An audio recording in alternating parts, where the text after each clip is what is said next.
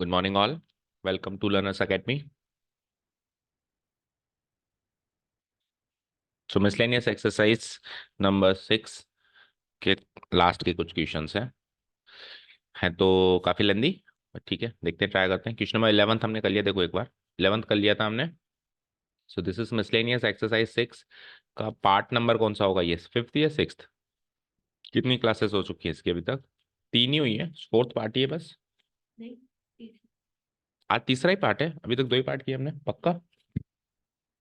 कल 2 ही क्लासेस हुई हैं, फिर तो कोई बड़ी बात नहीं है। पिछली बार तो 8-10 पार्ट्स में हुआ था कि चैप्टर एक्सरसाइज। पार्ट 3 चल रहा है ना अभी तो। ठीक है, तो हमने पार्ट 2 में कहाँ तक कर लिया? Let's discuss that. तो 11 तक तो पूरे कर लिए, देन उसके बाद 13th भी कर लिया ना, तो 12th। एंड अच्छा, उसमें से अभी तो हम बहुत सारे क्वेश्चन फिल्टर भी कर रहे हैं। सो मैक्सिमम मिनिमा के ही क्वेश्चन से मैक्सिमम करीब करीब सारे के सारे ये रेट ऑफ चेंज के होंगे। तो क्वेश्चन नंबर 12th उठाना है, जो कि very very very important question है, इसको मार्क कर लो आप। मतलब वैसे भी इंपॉर्टेंट है एग्जामिनेशन पॉइंट ऑफ व्यू से भी, एंड हमारी पर्सनल प्रैक्टिस के लिए ये क्वेश्चन करते हैं तो बहुत सारे क्वेश्चंस की प्रैक्टिस अच्छे से, मतलब मैक्सिमम मिनिमम का एक काफी ठीक क्वेश्चन है। ठीक है, पढ़ें एक बार। A point on the hypotenuse of a triangle is at a distance of A and B from the sides of the triangle. Show that the maximum length of the hypotenuse is equal to this. क्या कह रहा है कि एक right angle triangle है। सबसे पहले जैसे हाइपोटेन्यूज का जिक्र होगा तो राइट एंगल ट्राइंगल तो चाहिए ही चाहिए वहां पे। जैसे राइट एंगल हाइपोटेन्यूज का जिक्र होगा तो राइट एंगल ट्राइंगल तो चाहिए ही चाहिए। So straight away I will draw a right angle triangle.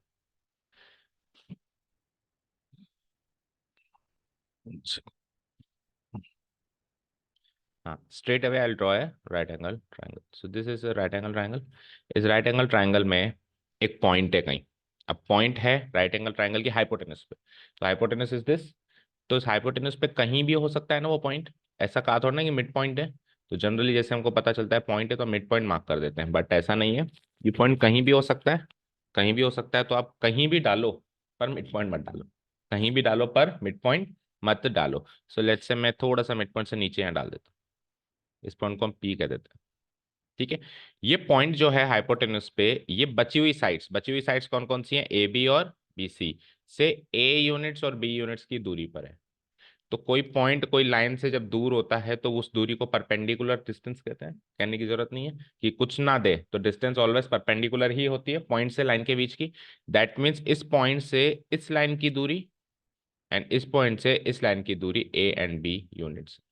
Perpendicular दूरी, परपेंडिकुलर दूरी कितनी है? A and B. अब ये तो नहीं दे रखा कि इससे कितनी है और उससे कितनी है, सो हम जो चाहे वो ले सकते हैं। तो हम ये वाली दूरी ए ले लेते हैं। वैसे भी देखो फाइनली प्लस हो रहा है, तो प्लस हो रहा है तो अगर इसको उधर ले लेंगे इसको उधर ले लेंगे तो भी सेम ही आएगा, कॉम्यूटेटिव है। ठीक है, तो इसको ले लेता हूं मैं ए यूनिट्स एंड इसको ले लेते हैं हम बी यूनिट्स, चलेगा। और इस परपेंडिकुलर का फुट ऑफ द परपेंडिकुलर भी मान लेते हैं। लेट्स से ये पी एम है और ये पी एन है। चलो, तो ये अजम्पशंस हो गए सारे, बोलो। ओके, नाउ अब अपने को हाइपोटेन्यूज की जो लेंथ है ए सी, वो ए और बी की टर्म्स में लिखनी है पहली चीज तो। इस डिस्टेंस की टर्म्स में लिखनी है और मैक्सिमम करनी है। क्या करनी है? मैक्सिमम करनी है। अब ए सी की लेंथ जो है दो पार्ट्स में आएगी, पहले तो ए से लेके पी और फिर पी से लेके सी। जब ए से लेके पी आएगी तब ऊपर वाले ट्रायंगल की मदद से आएगी, जब पी से लेके सी आएगी तो नीचे वाले ट्रायंगल की मदद से आएगी। ऊपर वाले ट्रायंगल और नीचे वाले ट्रायंगल में कुछ सिमिलैरिटी भी है, दोनों ट्रायंगल सिमिलर हैं, ध्यान से देखो। कैसे सिमिलर है? देखो, एक एक एंगल तो दोनों में 90 डिग्री है। दूसरा आप ये देख सकते हो कि ये वाला एंगल और ये वाला एंगल इक्वल होगा कोरस्पॉन्डिंग एंगल से। इवन ये वाला एंगल भी ये वाला एंगल के इक्वल होगा कोरस्पॉन्डिंग एंगल से। तो ये सारी चीजें हैं, ठीक है ना। तो हम ए सिमिलैरिटी या ए सिमिलैरिटी से इनको इजीली सिमिलर प्रूव कर सकते हैं। ठीक है, अनदर थिंग आप ऐसे भी देख सकते हो कि ये परपेंडिकुलर है। ये एक राइट एंगल ट्राइंगल था तो यहाँ पे परपेंडिकुलर ऑलरेडी था तो ये दोनों 90 90 हो गए। तो ये कॉरस्पॉन्डिंग एंगल्स हैं, तो कॉरस्पॉन्डिंग एंगल्स इक्वल हो गए। दैट मीन्स भैया ये पीएम जो है इसके पैरेलल होगी।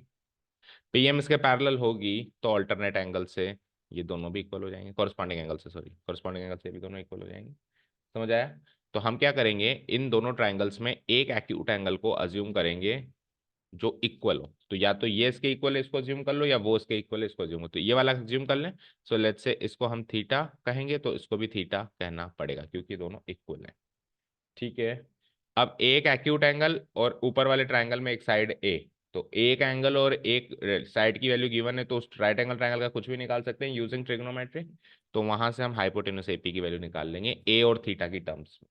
फिर नीचे बी और थीटा की टर्म्स में पीसी हाइपोटेन्यूस की वैल्यू निकालेंगे, फिर दोनों को जोड़ देंगे। जोड़ते ही क्या हो जाएगा, टोटल एसी हाइपोटेन्यूस की लेंथ आ जाएगी। उसको क्या करना है, आप लोगों को मैक्सिमाइज करना है। मैक्सिमम लेंथ है ना, हमको क्या करना है, मैक्सिमम मैक्सिमाइज करके फिर वो मैक्सिमम लेंथ भी निकालनी है। यानी केवल पॉइंट ऑफ मैक्सिमा नहीं निकालना, maximum value of the function भी निकालनी है। सारी बातें क्लियर है क्या? ठीक है। सो पहले तो हम गिवन पॉइंट्स ये सब मार्क कर ही देंगे कि है a point P lying on hypotenuse AC of right angle triangle ABC of right triangle ABC is A comma and B units is at a इस लिखेंगे is at a distance होगा ना, is at a distance of A and B units from the sides। तो ए तो लिया है हमने किससे, ए बी से, sides A B, and B लिया है हमने sides B C of triangle A B C respectively. ये तो हो गया पूरा description of the given question. एक right angle triangle A B C, उसमें हाइपोटेन्यूज ए सी पे एक पॉइंट लिया गया है पी, जो कि बची हुई साइड्स ए बी से तो है ए यूनिट्स की दूरी पे और बी सी से है बी यूनिट्स की दूरी पे रिस्पेक्टिवली। ठीक है ना। तो अगर ऐसा है so let P M perpendicular to A B, मान लिया हमने P M perpendicular to A B, and साथ में पी एम की वैल्यू हो गई ए यूनिट्स हो गई, and similarly P N perpendicular to B C और साथ में पी एन की वैल्यू हो गई बी यूनिट्स। यहां तक सारी बातें क्लियर होनी चाहिए। ठीक है। अब करस्पॉन्डिंग एंगल्स वाला कॉन्सेप्ट लगा दो कि here here angle A M P 90 degree हो जाएगा। एंगल ए एम पी क्या हो जाएगा, 90 डिग्री, और एंगल ए बी सी भी क्या है, 90 degree. Angle A B C भी क्या है, दोनों क्या है, 90 डिग्री है। सो कॉरस्पॉन्डिंग एंगल्स का कॉन्सेप्ट लगाएं तो M P parallel to B C. ठीक है ना। यहाँ पे सामने लिख देना which are corresponding angles, which are corresponding angles, और कॉरस्पॉन्डिंग एंगल्स इक्वल है। ज्यादा नहीं डिटेल देनी है क्योंकि 9th क्लास के कॉन्सेप्ट हैं ये तो, कि कॉरस्पॉन्डिंग एंगल्स इक्वल होती है तो लाइंस पैरेलल होती है, लाइंस पैरेलल होती है कॉरस्पॉन्डिंग एंगल। ज्यादा डिटेल नहीं। एमपी पैरेलल बीसी हो गया, जैसे एमपी पैरेलल बीसी हो गया तो implies angle A P M, angle A P M equal to angle P C N, बोलो एंगल पी सी एन। ठीक है ना। तो उसको यहीं पे हम थीटा भी अज्यूम कर लेते हैं, लेट मान लेते हैं ना। So let angle A P M equal to angle P C N be theta. ठीक है, ये दोनों भी इक्वल क्यों है, वही करस्पॉन्डिंग एंगल्स। ठीक है, डिस्क्रिप्शन हो गया सारा। अब एक एक ट्रायंगल उठाओ। पहले ऊपर वाला ट्रायंगल उठाओ, उसमें एपी की वैल्यू निकालो in terms of A N theta. फिर नीचे वाले ट्रायंगल उठाओ, उसमें पीसी की वैल्यू निकालो बी एन थीटा की टर्म्स में। शुरू करें। चलो, तो ऊपर वाले ट्रायंगल की बात कर रहा हूँ, ध्यान से देखो। ऊपर वाले ट्रायंगल में थीटा के सामने वाली साइड है ए एम, एम पी है एडजेसेंट साइड, और एपी है हाइपोटेन्यूज। आपको क्या निकालनी है, दे क्या रखी है, एडजेसेंट। तो एडजेसेंट और हाइपोटेन्यूज का रिलेशन किस में होता है, कॉस। तो यानी ऊपर वाले ट्रायंगल में तो लगने वाला है कॉस। नीचे वाले ट्रायंगल में आओ, थीटा के सामने वाली साइड बी, अपोजिट साइड दे रखी है, और हाइपोटेन्यूज चाहिए, तो अपोजिट और हाइपोटेन्यूज का कौन सा, साइन। तो ऊपर वाले ट्रायंगल में cos थीटा अप्लाई करो, नीचे वाले ट्रायंगल में sin थीटा अप्लाई करो, ताकि एपी और पीसी की value in terms of theta and A and B पता चल जाए। ठीक है। सो नाउ इन ट्रायंगल, ऊपर वाला ट्रायंगल ले लिया मैंने A M P. Triangle A M P में angle A M P 90 degree है।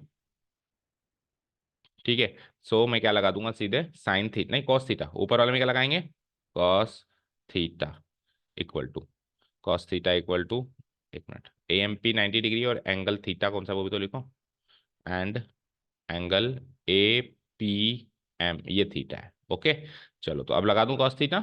सो cos theta will be adjacent side divided by hypotenuse. Adjacent side क्या हो जाएगा, एमपी डिवाइडेड बाय हाइपोटेन्यूज क्या हो जाएगा, एपी हो जाएगा। अब एपी तो पता करना है, एमपी की वैल्यू पता है, ए पता है ना, तो ए बाय एपी।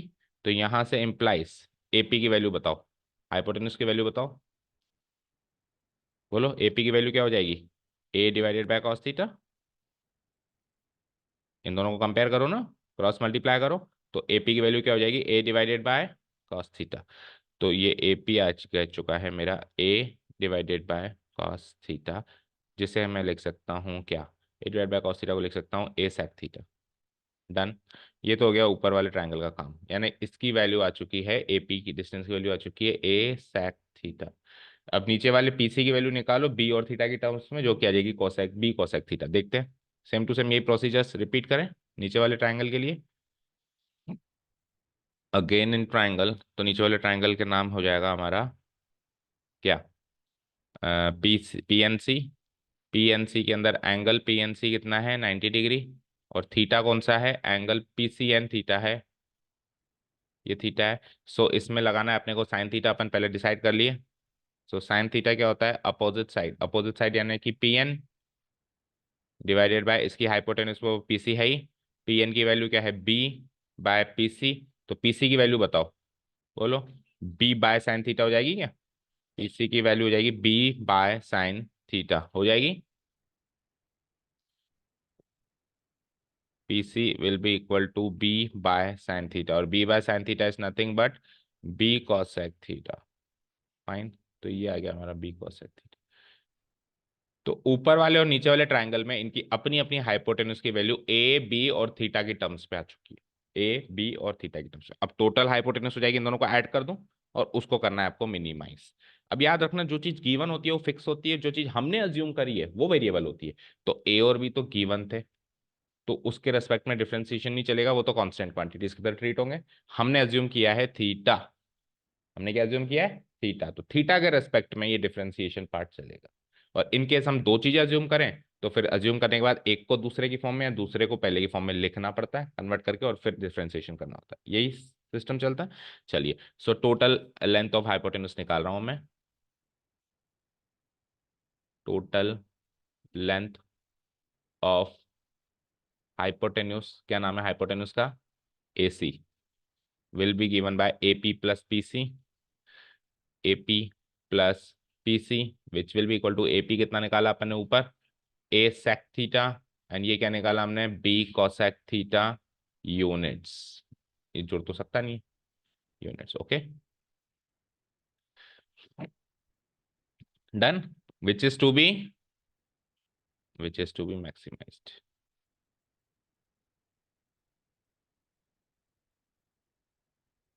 तो ये एक थीटा का फंक्शन बनता है, और ये टोटल लेंथ है, तो लेंथ को क्या कहें हम बताओ, ये हाइपोटेन्यूज है, टोटल लेंथ है, तो लेंथ को L कह देते, L for length, length of hypotenuse है।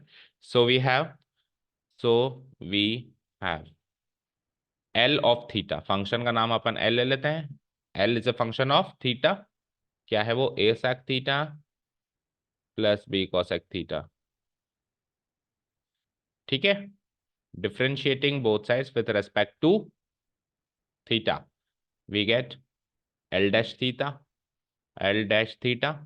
बोलो A sec थीटा का डेरिवेटिव, A तो कांस्टेंट की तरह ट्रीट होगा, sec थीटा का डेरिवेटिव याद है, sec थीटा tan थीटा, ठीक है। B कांस्टेंट की तरह ट्रीट होगा, और cosec थीटा का याद है, minus cot square theta, minus cosec theta cot theta, ठीक है, minus cosec theta cot theta, तो इस बी के आगे माइनस लगा दूं, minus B cosec theta cot theta. Done, हो गया, इससे ज्यादा तो सॉल्व हो ही नहीं सकता। हो सकता है कि सेक थीटा को लिख सकते हैं one by cos, one by cos, और टेन को लिख सकते हैं साइन बाय कॉस, तो कटेगा भी नहीं, कटेगा भी नहीं, तो let it be like this only, putting this equal to 0 to find the critical point, putting L dash theta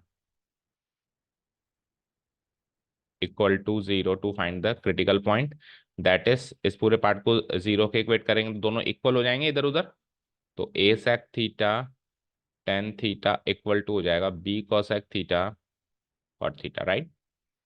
okay, अब सॉल्व करना शुरू करो।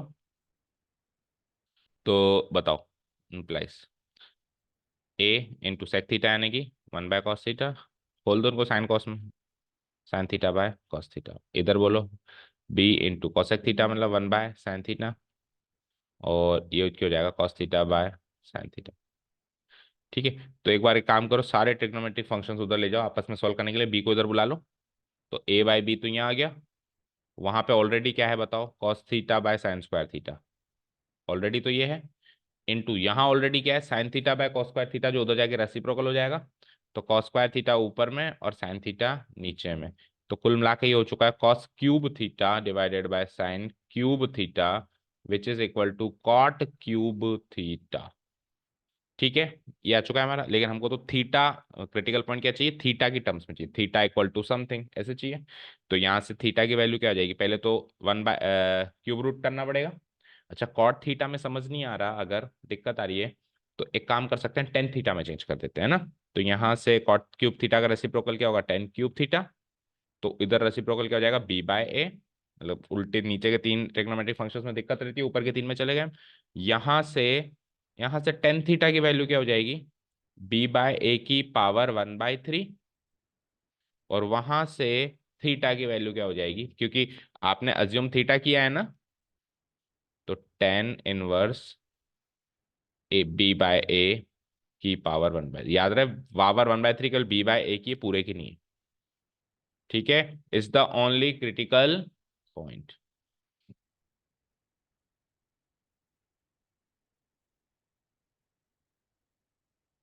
Only critical point.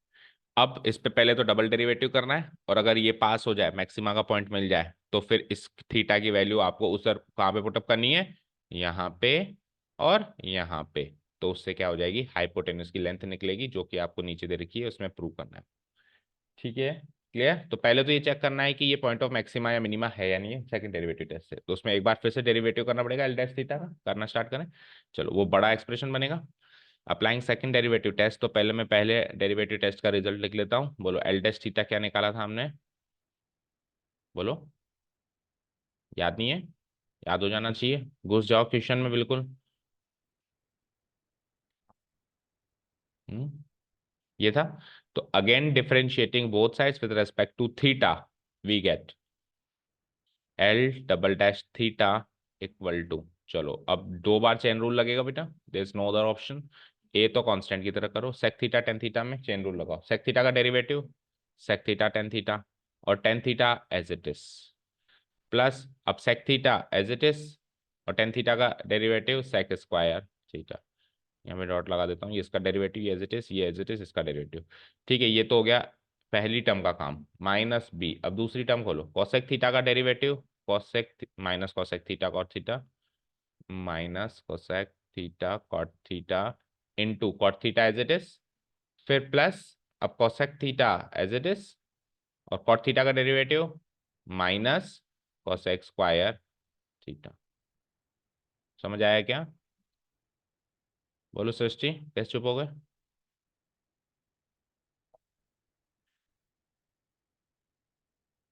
आ गया। ओके, इसको कंपाइल करें सारी चीजों को। So it will be like, A से मल्टीप्लाई करूंगा तो ए, या करना सही है, ना भी करें तो चलेगा, कि सेक थीटा ये क्या था, सेक स्क्वायर थीटा था ये, स्क्वायर थीटा। ठीक है, अगर ना भी करें तो चलेगा, है ना। तो अंदर से अंदर तो कंपाइल कर लो, sec theta into tan square theta plus sec cube theta, that's it. इधर प्लस माइनस साइन का थोड़ा देख लो, देखो ये भी नेगेटिव है, ये भी नेगेटिव है, बाहर भी नेगेटिव है, तो सब पॉजिटिव हो गया, प्लस बी टाइम्स अंदर भी पॉजिटिव हो गया, पॉजिटिव होके क्या बना, cosec theta cot square theta, cosec theta into cot square theta, and then फिर ये भी plus cosec cube theta, right. Okay, अब ये पॉजिटिव होगा या नेगेटिव सोचना है आपको पहली चीज तो, और फिर उसके बाद कैसे सोचना है, थीटा की वो क्रिटिकल पॉइंट वाली वैल्यू डाल के। अब सुनो, सबसे पहली चीज तो अगर टाइम ना बचे तो उसको ग्रेटर देन जीरो कर, लेस देन जीरो करेंगे, ग्रेटर देन जीरो, ये लेस देन जीरो आना चाहिए, है ना। ये क्या आना चाहिए, बोलो, मैक्सिमा चाहिए ना आपको, तो ये क्या आना चाहिए, मैक्सिमम लेंथ चाहिए ना बेटा, आपको मिनिमम दे रखी है। मिनिमम है, देखा ना। हाँ तो वही मैं सोच रहा था, मिनिमम ही आएगी ये, यहाँ पे प्रिंटिंग मिस्टेक है, क्योंकि मैक्सिमम आ नहीं सकती। देखो आप ध्यान से देखो, इसकी वैल्यू ग्रेटर देन जीरो है, ध्यान से देखो तो। क्यों इसकी वैल्यू ग्रेटर देन जीरो क्यों, छोड़ो उसको, इधर देखो।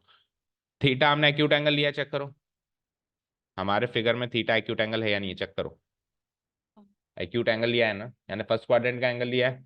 अब फर्स्ट क्वाड्रेंट में सारे ट्रिग्नोमेट्रिक फंक्शंस पॉजिटिव होते हैं, एक भी नेगेटिव नहीं होता। तो ये भी पॉजिटिव, ये भी पॉजिटिव, ये भी पॉजिटिव, ये पॉजिटिव, कहीं नेगेटिव साइन ही नहीं है, तो इसकी वैल्यू लेस देन जीरो आ सकती है क्या इन एनी केस?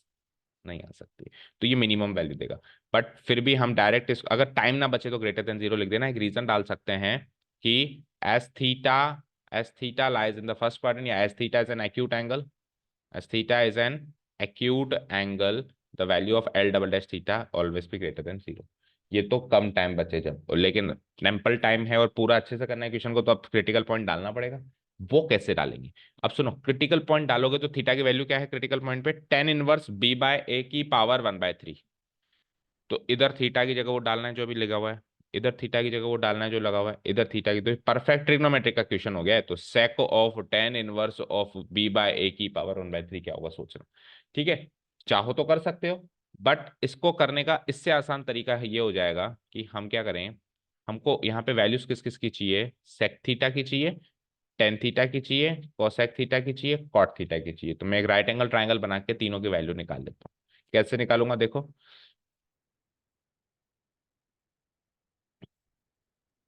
हाँ, ये जो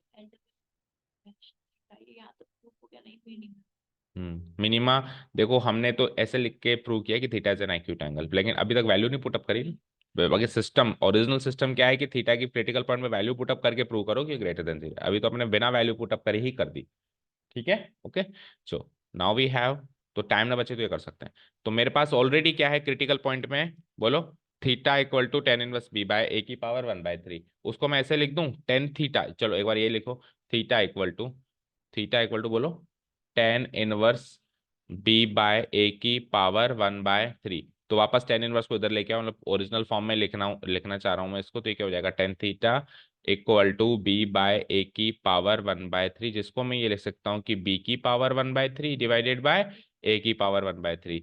अब देखो टेन थीटा की वैल्यू ये है, तो आपके सामने सवाल ये बन गया कि अगर टेन थीटा की वैल्यू ये है तो सेक थीटा, टेन थीटा तो हो गया, सेक थीटा, कोसेक थीटा और कॉट थीटा, तीन वैल्यूज निकालनी है। देखो कॉट थीटा तो जस्ट उल्टा हो जाएगा, कॉट थीटा तो जस्ट उल्टा हो जाएगा। तो so cot theta equal to, just इसका उल्टा कर दो, ए बाय ए की पावर वन बाय थ्री और बी की पावर वन बाय थ्री। अब क्या क्या बचा बताओ, सेक और कोसेक। अब सेक और कोसेक इन दोनों की ट्रिग्नोमेट्रिक आइडेंटिटी से निकल सकता है चाहे तो, ठीक है ना। या तो निकाल लो, और नहीं तो फिर सबसे आसान तरीका है राइट एंगल ट्राइंगल बनाओ। क्या बनाओ, राइट एंगल। देखो राइट एंगल ट्राइंगल बना दिया मैंने। हमको वैल्यू किस किस की गिवन है,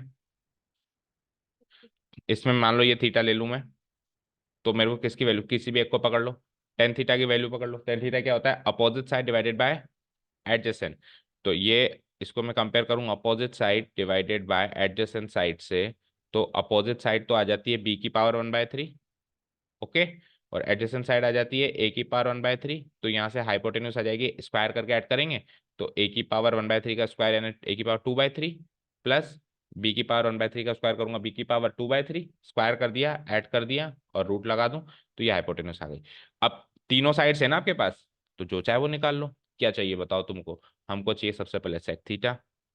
सेक थीटा, सेक थीटा का फॉर्मूला क्या होता है, basic formula, hypotenuse by adjacent, hypotenuse by adjacent. तो हाइपोटेन्यूस क्या है मेरे पास, ये रही, क्या, ए की power two by three plus B की पावर टू बाय थ्री का root divided by adjacent side A की पावर वन बाय थ्री। ठीक है, अब अगर आप आइडेंटिटी से निकालते तो भी यही निकलता। और कॉसेक थीटा बोलो क्या होता है, वही हाइपोटेन्यूस तो ऊपर जाएगा इसमें, ए की power two by three plus B की पावर टू बाय थ्री का रूट और डिवाइडेड बाय अपोजिट साइड क्या है, बी की पावर वन बाय थ्री। तो आपके पास चारों ट्रिग्नोमेट्रिक रेशियोज की वैल्यू आ गई। इन चारों को इधर पुटअप करो, चेक करो कि पॉजिटिव या नेगेटिव, है ना। क्यूब करो, जहाँ पे स्क्वायर करना है वहां स्क्वायर करो, फिर वैल्यू निकालो, ठीक है। सो अब मैं एल डबल डैश थीटा की value eight critical point finally निकाल रहा हूँ इन चारों की वैल्यू मिलने के बाद, ठीक है। So now L double dash theta की वैल्यू क्या थी, बोलो, tan inverse B by A की पावर 1/3 नॉट हाफ। ठीक है, तो इस क्रिटिकल पॉइंट पे मैं इस एल डबल डैश थीटा की वैल्यू निकालो। कोई कहे सर ये क्रिटिकल पॉइंट तो आप डाल ही नहीं रहे। इस क्रिटिकल पॉइंट के हिसाब से इनकी वैल्यू निकाल ली ना, तो अब ये वैल्यू रखना एक तरीके से क्रिटिकल पॉइंट डालना ही तो है। क्रिटिकल पॉइंट थी तो इसमें थीटा की जगह डालना है। ठीक है, चलो शुरू हो जाओ। सबसे पहले क्या है, ए ब्रैकेट है, सेक थीटा की वैल्यू निकाली आपने, ये रही, क्या है बोलो, अंडर रूट ऑफ, हाँ हाँ, और डिवाइडेड बाय नीचे क्या है, ए की सेक थीटा में ए है और कोसेक थीटा में बी है। ये तो क्या सेक थीटा, आराम से चलना, टेन स्क्वायर थीटा करो। तो टेन थीटा है आपके पास, उसका स्क्वायर करो। टेन थीटा क्या है, बी की पावर 1/3 और ए की पावर 1/3 का इसका होल स्क्वायर करोगे। सो बी की पावर 1/3 का स्क्वायर 2/3, नीचे ए की पावर 2/3 हो जाएगा। ठीक है, फिर क्या है, प्लस सेक क्यूब थीटा। तो सेक क्यूब थीटा, बताओ सेक थीटा की वैल्यू क्या है, ये इसका क्यूब करना है। तो जब मैं इसका क्यूब करूंगा तो ये पावर हाफ है, तो इसकी पावर 3/2 हो जाएगी, 3/2 हो जाएगी, दैट मीन्स एक बार तो ये पूरा एज इट इज रह जाएगा और एक बार रूट में और रह जाएगा, ऐसा ही होगा। तो ए की पावर 2/3 प्लस बी की पावर 2/3, एक बार तो ये एज इट इज रह जाएगा और एक बार रूट में और रह जाएगा। ए की पावर 2/3 प्लस बी की पावर 2, फाइन, डिवाइडेड बाय नीचे भी आओ उसका भी क्यूब करो। तो ए की पावर 1/3 का क्यूब करेंगे तो पावर कट के ए रह जाएगा, ओनली ए। तो ये तो पहला पार्ट सॉल्व हो गया, मतलब पहली टर्म सॉल्व हो गई पूरी, हो गई, सेक क्यूब थीटा तक आ गए। अब चलें आगे, प्लस बी करके, प्लस बी। अब इधर क्या है, सबसे पहले बताओ, सिंपली कोसेक थीटा, तो कोसेक थीटा में बस नीचे बी की पावर आ जाएगी, बाकी सेम है सेक थीटा की तरह। तो इट्स लाइक ए की पावर 2/3 प्लस बी की पावर 2/3 का तो रूट जैसे था, बस ए की पावर 1/3 की जगह नीचे क्या है, बी की पावर 1/3 इनटू, आगे चलो क्या है वहां पे, स्क्वाट स्क्वायर थीटा, तो इसका स्क्वायर कर दूं तो 2/3 पावर हो जाएगी। तो ए की पावर 2/3 प्लस बी की पावर 2/3, प्लस आगे बढ़ो। अब क्या है भाई साहब, कोसेक क्यूब थीटा, तो इसका क्यूब करेंगे सेम वही की वही, पावर 3/2 हो जाएगी, एक बार एज इट इज और एक बार रूट, और नीचे बी की पावर 1/3 का रूट।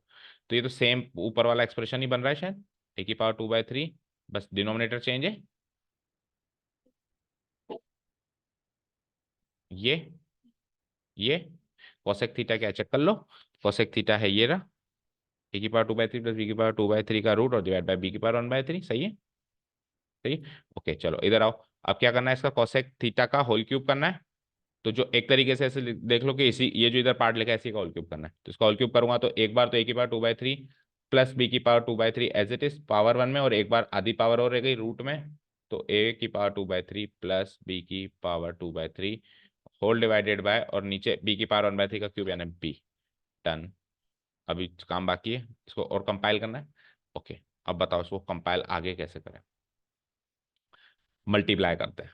तो जब मैं मल्टीप्लाई करूंगा तो ए की पावर 1/3 इंटू ए की पावर 2/3, पावर जुड़ जाएगी 3/3, 1/3 2/3 3/3, 3/3 यानी 1। तो ए रे बन गया बीच में ही, मतलब इन दोनों का प्रोडक्ट ए ही हो जाएगा, और ए उधर है तो ए और ए एलसीएम हो जाएगा। एलसीएम का ले लूँ मैं इस वाले पार्ट में, और बाहर भी ए है वो कट भी जाएगा, है ना, ये एलसीएम ए हो गया। ओके, क्या बचा, दिस प्लस दिस, यही बचा, दिस प्लस दिस। और इन दोनों में से भी ये रूट वाला पार्ट कॉमन आ रहा है, तो रूट वाला पार्ट कॉमन आ रहा है, तो रूट ऑफ ए की पावर 2/3 प्लस बी की पावर 2/3 तो आ गया कॉमन। और क्या बचा यहाँ पे, बी की पावर 2/3 प्लस वहां पे ये पार्ट बच गया, ए की पावर 2/3 प्लस बी की पावर 2/3। डन, ये पहला पार्ट सोल्व हो गया। प्लस सेकेंड पार्ट में बी बाहर है, और सिमिलरली इन दोनों का प्रोडक्ट बी हो जाएगा, इधर भी बी है तो बी एलसीएम आ जाएगा वहां पे। और इन दोनों में से भी ये रूट वाला पार्ट जो है कॉमन आ जाएगा, ए की पावर 2/3 प्लस बी की पावर 2/3 आ जाएगा। अंदर चलेंगे तो इधर तो बचेगा ए की पावर 2/3 प्लस, इधर ये वाला पार्ट बच जाएगा ए की पावर 2/3 प्लस बी की पावर 2/3। डन, आगे का काम आसान लग रहा है, ए से ए कैंसिल, बी से बी कैंसिल, और इक्वल टू, अब इन दोनों में से अगेन ये और ये पार्ट कॉमन है, रूट वाला, ये भी तो प्लस ही हो रहा है ना। तो ए की पावर 2/3 प्लस बी की power 2/3 again will be taken out as common, और इन दोनों को ऐड करना है। तो ये ऑलरेडी देखो 2b की पावर 2/3 हो चुका है। बोलो, यहाँ पे सिंगल a की पावर 2/3 है प्लस ट्वाइस ऑफ b की पावर 2/3 है। नीचे में उल्टा है, नीचे में ट्वाइस ऑफ a की पावर 2/3 है और सिंगल b की पावर 2/3 है। ये बच गया अंदर। इन सबको ऐड करूंगा तो देखो a की पावर 2/3 और ट्वाइस ऑफ a की power 2/3, three thrice of a की पावर 3/3 2/3 और यहाँ पे थ्राइस ऑफ b की पावर 2/3। तो थ्री थ्री कॉमन ले लूँ, तो 3 बार ले लूँ, तो 3 कॉमन लूंगा तो अंदर क्या बचेगा बताओ, a की पावर 2/3 प्लस b की पावर 2/3, वही यहाँ पर है, तो पावर 3/2 हो जाएगी। a की पावर 2/3 प्लस b की पावर 2/3 की power 3/2। Okay, a is a positive quantity, distance है, b is a positive quantity, distance है, पावर 2/3 करूंगा तो नेगेटिव हो नहीं सकता। किसी भी पॉजिटिव पावर की कोई भी पावर रख लो, एक्सपोनेंशियल फंक्शन सोचो, उसकी वैल्यू नेगेटिव हो नहीं सकती। पावर 3/2 करो नेगेटिव होगा नहीं, so it will be always greater than zero as a and b are greater than zero. a and b greater than zero लेंगे तो इस वैल्यू ग्रेटर देन जीरो। ठीक है, ये वाली, ये वाली, ये वाली, ये इन दोनों का प्रोडक्ट ए कैसे है, देखो ए की पावर 1/3 इंटू ए की पावर 2/3 का मतलब हो गया ए की पावर 1/3 प्लस 2/3, यानी कि ए की पावर 3/3 यानी 1, यानी ए। अब यहाँ पे एक तरीके से ए है, यहाँ पर भी ए है, तो ए और ए एलसीएम आ गया, ऊपर वाले पार्ट्स जुड़ गए, तो जोड़ा मैंने तो उसमें से रूट वाला पार्ट तो कॉमन है, इधर से बचा ये और उधर से बच गई ये दो। ठीक है, अभी तो समझ गए आगे। ठीक है, चले आगे। ओके, बस यही नहीं समझ आ रहा था कि इन दोनों का प्रोडक्ट ए कैसे हुआ। तो जब बेस सेम है तो पावर सेट कर दो। ठीक है, सो यहाँ पे एक स्टेप लिख दूंगा मैं। So here, here L double dash tan inverse b by a की power 1/3 is greater than zero. So so क्या था ये, theta, theta equal to tan inverse b by a की power 1/3 is the point of minimum. और minimum ही निकालना था आपको। अब आपको मिनिमम वैल्यू भी निकालनी है, क्योंकि उसने कहा था मिनिमम लेंथ भी बताओ, केवल पॉइंट मत बताओ, मिनिमम लेंथ भी बताओ। ओके, सो मिनिमम लेंथ निकाले हम, and minimum length of hypotenuse, ये वाली वैल्यू डाल दो उसमें, मिनिमम लेंथ ऑफ हाइपोटेन्यूस, उसको हमने एल मान लिया था ना, L is a function of theta, उसमें थीटा की वैल्यू डालनी है। Is given by, is given by, तो पहले मैं एल ऑफ थीटा लिख देता हूँ, क्या बनाया था हमने फंक्शन, याद है कि भूल भाल गए, एल थीटा नहीं, A sec theta plus B cosec theta, A sec theta plus B cosec theta, A sec theta plus B cosec theta. तो इसमें थीटा की वैल्यू वो डालनी है जो आपको क्रिटिकल पॉइंट में है। ठीक है ना, दैट इज, बोलो थीटा की वैल्यू क्या है क्रिटिकल पॉइंट पे, टेन इनवर्स ए बाय बी या B by A, B bye है शायद, बी बाय ए की पावर 1/3। अब सुनो, जो मैं कह रहा हूँ ध्यान से सुनो इस बात को, ये थीटा की वैल्यू अब आप इसमें डालोगे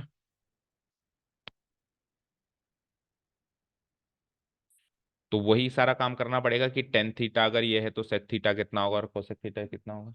तो इन केस अगर आपने ये वाला पार्ट छोड़ दिया, आपने इसको डायरेक्ट ही यहाँ पे लिख दिया भैया ये तो ग्रेटर देन जीरो है, क्या निकाल रहे हो सर छोड़ो, और ये वाला पार्ट नहीं किया, तो आपको tan theta cot theta sec theta cosec theta की वैल्यू नहीं मिली।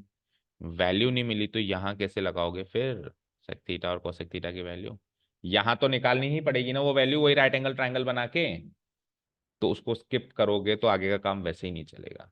और उसको काम कर, उधर हम काम करके आए तो वो सेक थीटा और कोसेक थीटा की वैल्यू आप डायरेक्ट पुटअप कर सकते हैं, अब वो वैल्यू हम डायरेक्ट पुटअप कर सकते हैं, समझ गए। हाँ, सेक थीटा और कोसेक थीटा की वैल्यू, सेक थीटा और कोसेक थीटा, देखो हमने sec theta cosec theta tan theta cot theta की वैल्यू इसलिए पुटअप करी ताकि डबल डेरिवेटिव में पुटअप करें, जहां जहां ये आ रहा है, हमने तो उस पर्पज से करी थी। लेकिन जब मैक्सिमम वैल्यू मिनिमम वैल्यू पूछ रहा है हाइपोटेन्यूस की, तो उसकी वैल्यू में भी तो सेक थीटा और ये टेन थीटा और कोसेक थीटा कहीं ना कहीं है, तो वहां पे भी तो पुटअप करने में काम आएगी ना ये वाली वैल्यूज जो हमने यहाँ पे किया, तो यानी कि ये तो करना ही पड़ेगा। अब डायरेक्ट अगर इसको ग्रेटर देन जीरो कर दोगे तो ये वाला पार्ट लास्ट में करना पड़ेगा, इससे अच्छा पहले ही कर लो फिर, जब करना ही पड़ रहा है तो। ओके, सारी बात समझ में आएगी जो मैंने कहा, ध्यान से सुना ना जो मैंने कहा कि इसमें तो आपको उसके बिना आप काम नहीं चला सकते। तो हमको क्या क्या चाहिए, सेक थीटा की वैल्यू चाहिए और कोसेक थीटा की। सेक थीटा में नीचे ए है और कोसेक थीटा में नीचे बी है। रखें ए, सेक थीटा में क्या था, ऊपर तो वही e⁻²/3 एक्सप्रेशन याद ही हो जाता है अब तो, e⁻²/3 का रूट, और नीचे सेक थीटा में ए था e⁻1/3। ठीक है, plus B into cosec theta में न्यूमरेटर पार्ट सेम था, a⁻²/3 प्लस b⁻²/3 की डिवाइडेड बाय नीचे क्या था b⁻1/3।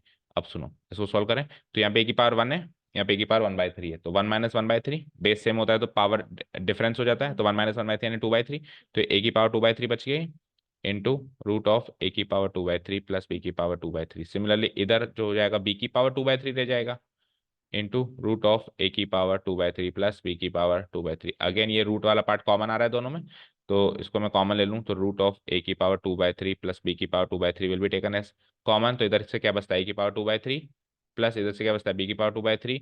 अब ये दोनों एक्सप्रेशन अगेन सेम है, ये पावर 1 लेके बैठे हैं, ये पावर हाफ लेके बैठे हैं, 1 + ½ 3/2, यानी फाइनली a⁻2/3 प्लस b⁻2/3 की पावर 3/2। ये मेरी लेंथ AC आई है, यही मुझे प्रूव करना था। ठीक है, चेक करो यही आ रहा है, मतलब प्रूव करना है ना आपको, a⁻2/3 plus b⁻2/3। So minimum length of hypotenuse, minimum length of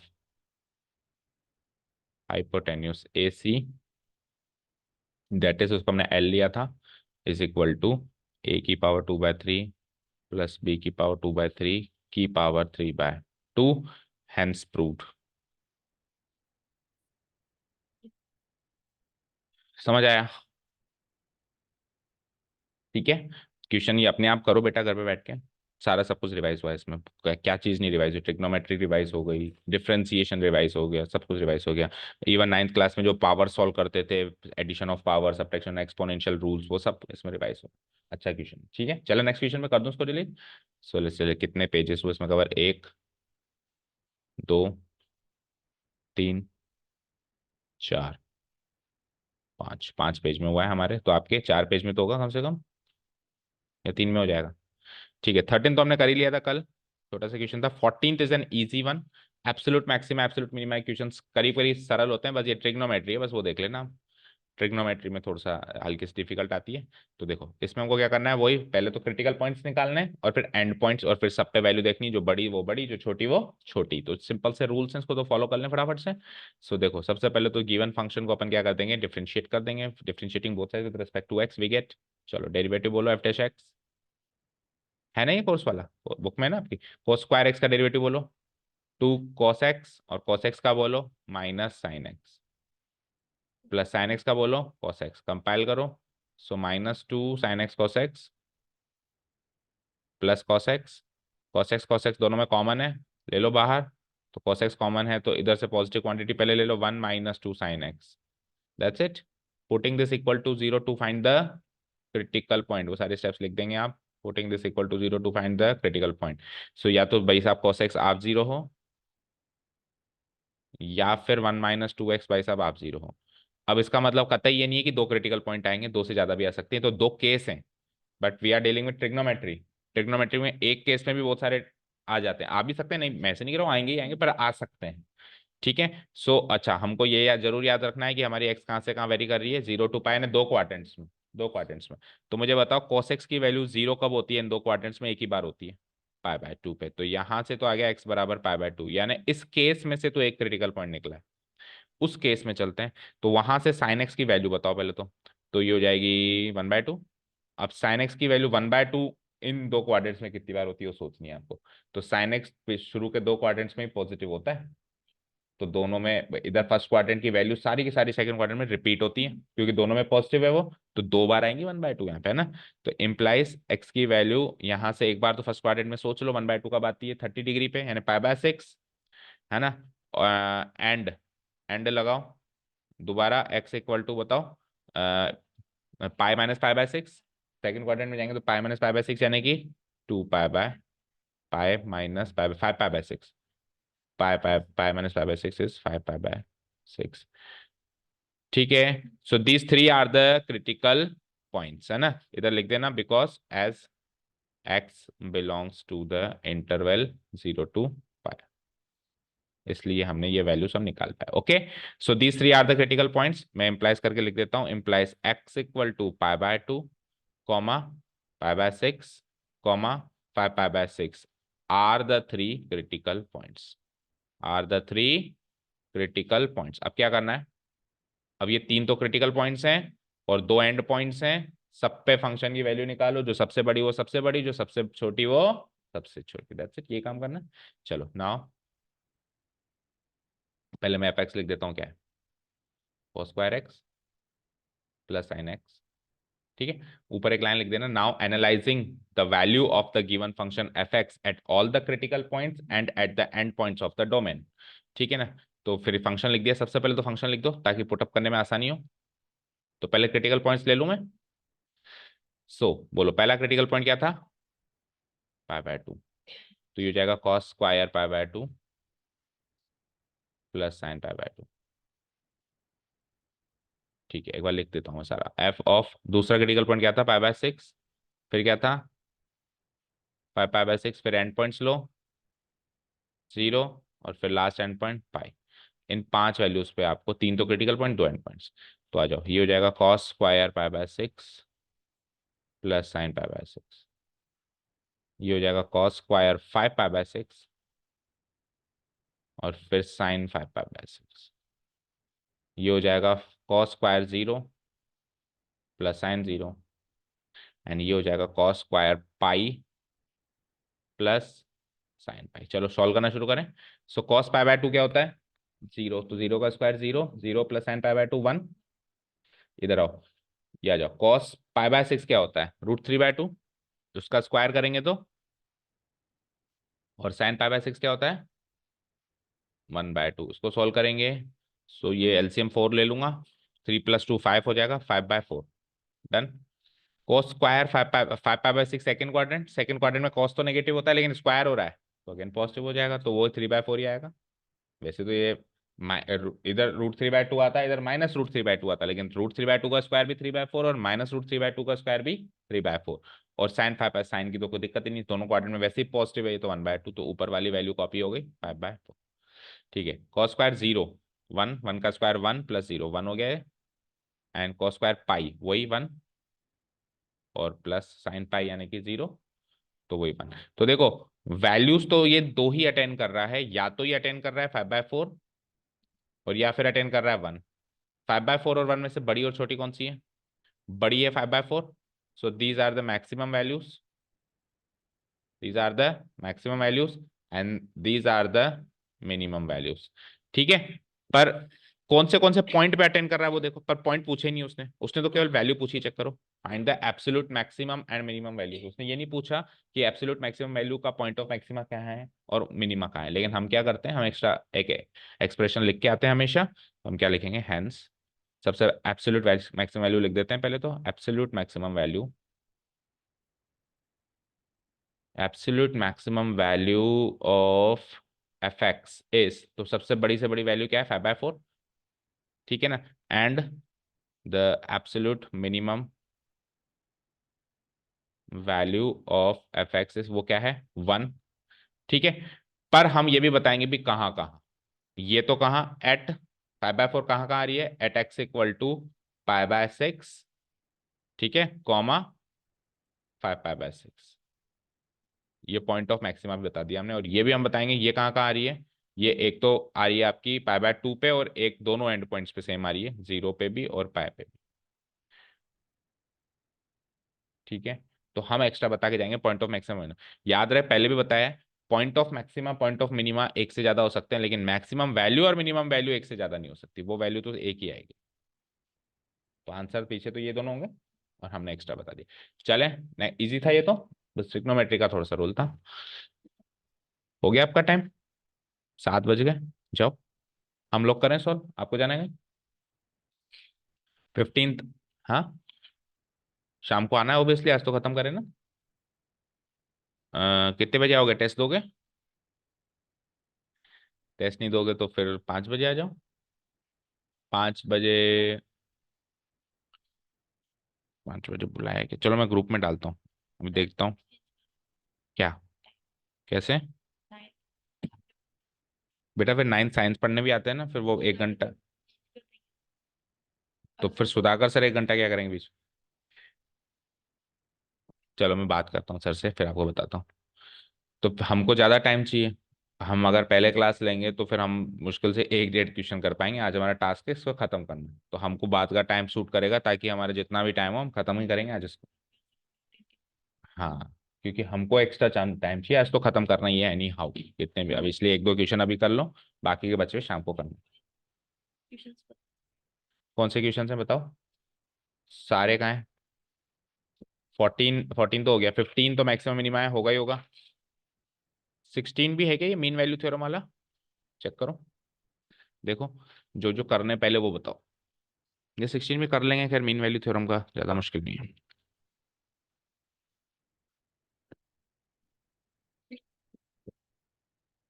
इधर मैच करो। 16 है ना मीन वैल्यू थ्योरम वाला? हाँ, तो मीन वैल्यू थ्योरम तो कोर्स सारे हैं अब तो। 19 तक सारे हैं, उसके बाद नहीं है। 15 16 17 18 है, मैं 5 क्वेश्चन बचते हैं। अभी हमने 2 किए, तो 7 थे क्या आज जब स्टार्ट किया था हमने? ठीक है।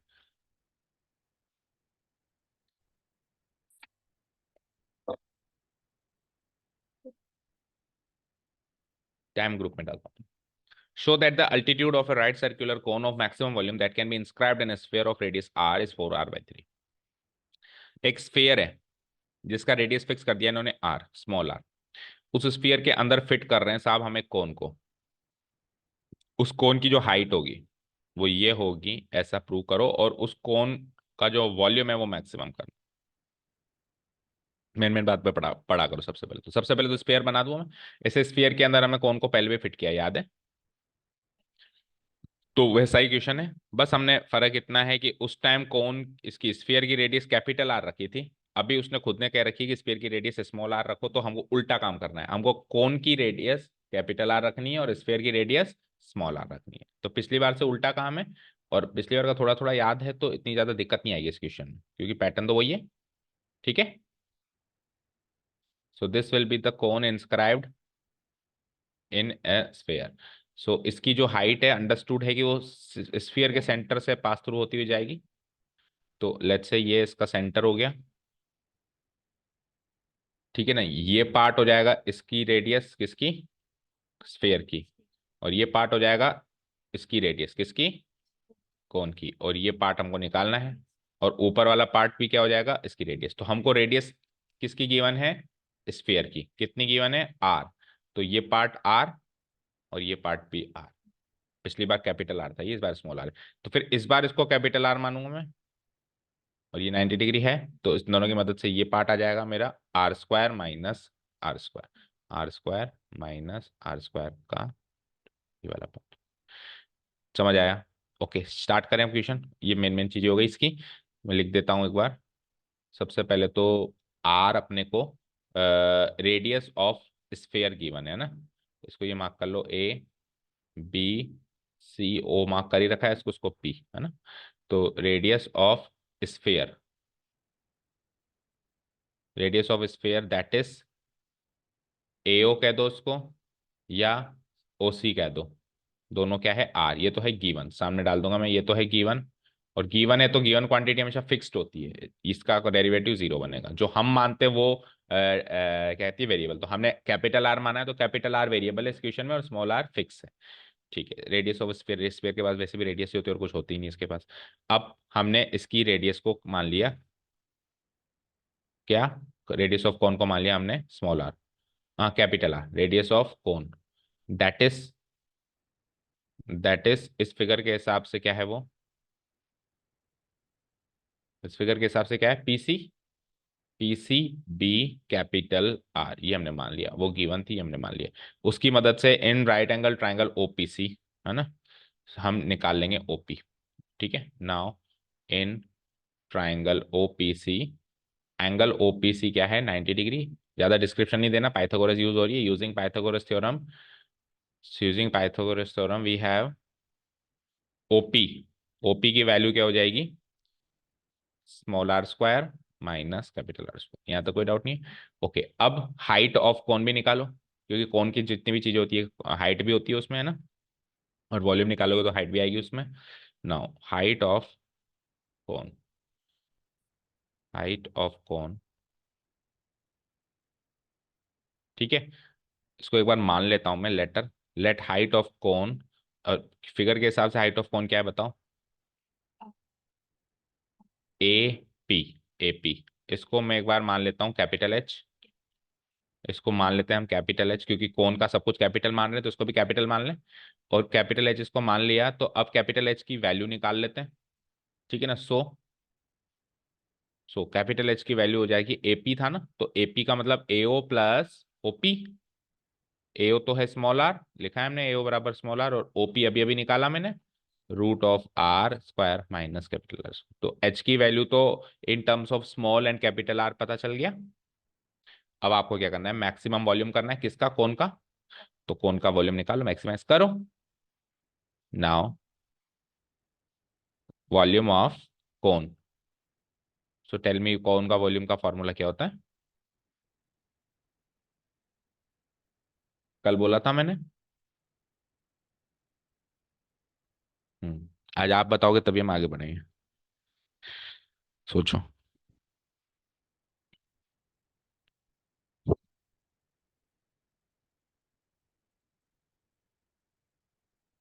1/5. 1/3 pi R square H, 1/3 pi, cone है तो capital letters, pi R square H. अब आर के रेस्पेक्ट में तो हम इसको डिफरेंशिएट करेंगे, वो हमने माना, लेकिन एच को भगाना है तो एच की वैल्यू है हमारे पास, तो that's equal to 1/3 pi R square, और एच की वैल्यू डाल दो, small R plus root of R square minus R square.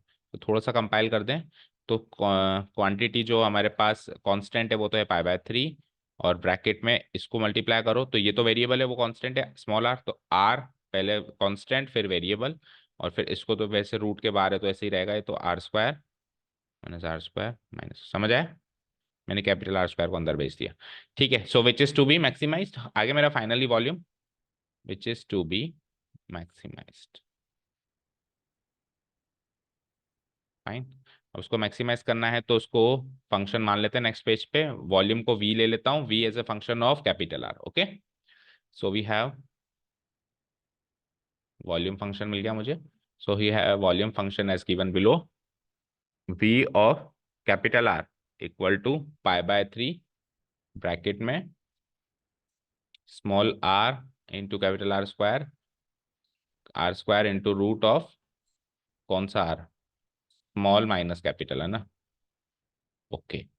Differentiating both sides with respect to capital R, we get, so V of R था, so it will be like V dash capital R, so पाई/3 तो constant है ही, अंदर चलते हैं। सो इसका derivative करेंगे तो क्या आएगा, 2 आर प्लस उसका डेरिवेटिव करेंगे तो चेन रूल, तो आर स्क्वायर का करो पहले 2 आर, और ये वाला फंक्शन एज इट इज, फिर प्लस, अब R square as it is, और उसका करेंगे तो 1/2 रूट एक्स टाइप का बनेगा, तो 1/2 root R square minus R square, and फिर इनटू -2 कैपिटल आर, ठीक है। वही 2 से 2 कटा, ये पैटर्न कई बार फॉलो हुआ है। सो पाई/3 2 आर प्लस, एलसीएम लेना पड़ेगा अपने को, 3 टर्म्स में है ना, ले लें क्या, चलो इसके बाद, इस स्टेप के बाद ले लेंगे, पहले इन दोनों को सॉल्व कर देते हैं। तो इन दोनों का एलसीएम ले लेता हूं मैं, तो इन दोनों का एलसीएम लूंगा तो क्या जाएगा, root of R square minus R square, आ गया एलसीएम। ये इससे मल्टीप्लाई होगा तो रूट से रूट कट जाएगा, तो 2 आर को अंदर वाले से मल्टीप्लाई कर दें, 2 आर स्क्वायर आर, वेरिएबल बाद में लिखो, -2 r³ इस वाले टर्म में देखो क्या है, ये माइनस हो गया, और are square into are, r³ हो गया। तो अगले स्टेप में 2 r³ और r³, 3 r³ इधर ही कर दूं, -3 r³ -3 r³, ठीक है। अब अभी और इन दोनों का भी एलसीएम लेना है, सो पाई/3 होल एलसीएम आ गया अब मेरे पास, root of R square minus R square, whole LCM लूंगा तो क्रिटिकल पॉइंट निकालने में दिक्कत रहेगी, दिक्कत नहीं रहेगी ना, इसको उधर भेज देंगे, ये से मल्टीप्लाई हो जाएगा, 2 r root R square minus R square capital R square plus 2 r² capital R -3 r³, okay. अब putting this equal to 0 to find the critical point, putting v dash r equal to 0 to find, पाई/3 उधर जाएगा, denominator तो उधर जाएगा, numerator part बचा, you can see numerator part में सब में आर कॉमन है, अगले स्टेप में काट दूंगा मैं, चलो एक बार लिख देता हूँ, 2 RR मतलब कैपिटल आर कॉमन है, plus 2 R² -3 R³ equal to 0। So सब में से कैपिटल आर हटाओ, तो ये कैपिटल आर गया, ये गया, और ये R² बच गया, ठीक है ना। तो क्या बना, बताओ, 2R, इस 2R √R² -R² को तो इधर रखो और बाकी को उधर भेज दो, अंडर रूट वाली क्वांटिटी इधर रखो, बाकी उधर, तो ये माइनस का उधर जाके प्लस, तो 3R² -2r²। ओके, इधर रीजन डालना पड़ेगा, बिकॉज आर क्यों काटा आपने, because R is not equal to 0। ठीक है, अब स्क्वायरिंग बोथ साइड्स कर दो ताकि ये रूट का सफाया हो जाए। सो 2R का होल स्क्वायर 4R², और इसका करूंगा तो वही R² -R², रूट कट जाएगा, इधर करो तो a - b का होल स्क्वायर, तो 9 capital R to the power 4 plus 4 small r to the power 4 -2ab, 2 3 6 2 12 capital R² नहीं, पहले small r² then capital R²। ठीक है, ओके, इसको मल्टीप्लाई करो, फिर इधर ही कर दो, 4R², तो 4R to the power 4, 4R to the power 4 minus, ये अंदर कराएंगे तो 4R² को इससे कराएंगे तो 4 स्मॉल r² कैपिटल R², सही है, देख लो। 2R का होल स्क्वायर करके अंदर मल्टीप्लाई कराओ बेटा, सही है। 2R का होल स्क्वायर कराएंगे तो 4R², अंदर स्क्वायर है already, 4R to the power 4 4R²। ठीक है, तो एक एक टर्म तो दोनों साइड से कट गई। ठीक है, अब ये -12R², इधर आएगा, -4R² तो प्लस हो जाएगा, 12 - 4 8 हो गया, यहाँ सॉल्व कर देते हैं, 8R² कैपिटल R², और उधर क्या बचता है 9R to the power 4, again capital R² दोनों में से कॉमन, यहाँ से और यहाँ से R², तो ये क्या बचता है फिर 8 स्मॉल R² और 9 कैपिटल R², यहाँ पे आपको लिखना पड़ेगा because capital R² is not equal to 0, इसलिए काट दिया हमने। अब आपको कैपिटल आर की वैल्यू निकालनी है क्रिटिकल पॉइंट की फॉर्म में, तो कैपिटल आर की वैल्यू निकालो यहाँ से, तो यहाँ से R² की वैल्यू निकालो पहले, कैपिटल R² की, तो it is like 8/9 small R², तो यहाँ से कैपिटल आर की वैल्यू हो जाती है 2√2 divide by 3 small r, is the only critical point, is the only critical point. देखो एक हिंट देता हूं मैं आपको, इतने सारे क्वेश्चंस कर लिए तो आपने पकड़ भी लिया होगा शायद, कि जो क्रिटिकल पॉइंट आता है उसके एलएचएस साइड में वो होता है जो हम मानते हैं, और आरएचएस साइड में वो होता है जो क्वेश्चन में गिवन होता है, फिक्स्ड क्वांटिटी, हमेशा यही होता है। जैसे हम थीटा मानते तो थीटा, जैसे पिछले क्वेश्चन में थीटा माना तो theta is equal to tan inverse a/b, b/a, तो b/a तो दिया हुआ था और थीटा हमने माना था, ऐसे ही क्रिटिकल पॉइंट बनता है ना, जो हम मानते हैं वो यहाँ पे, जो गिवन होता है वो यहाँ। ठीक है, क्रिटिकल पॉइंट हो गया साहब।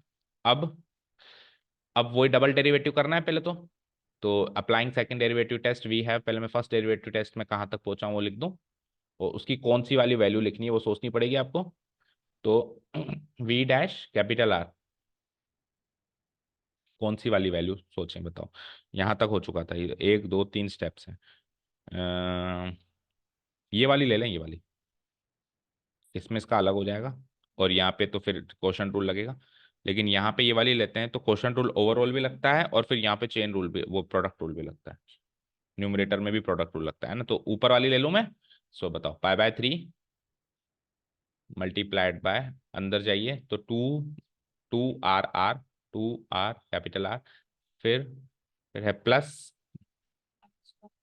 R², माइनस पाई कहाँ से है 3R³, पाई तो कहीं से इस क्वेश्चन में आया ही नहीं अभी तक, 3R³ whole divide by R² -R²। सो ये तो हो गई हमारी फर्स्ट डेरिवेटिव का रिजल्ट।